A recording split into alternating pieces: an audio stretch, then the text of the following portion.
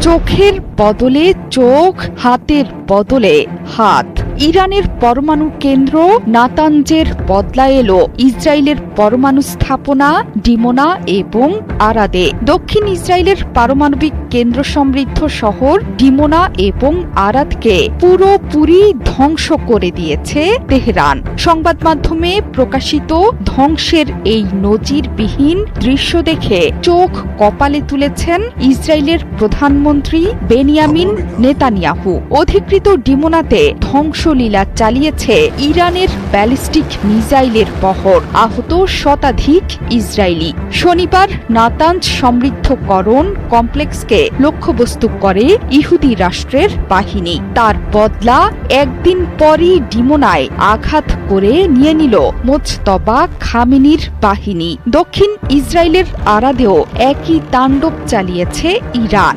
শহর দুটোকে পুরো ধ্বংস করে দিয়েছে ইরানের মিসাইল।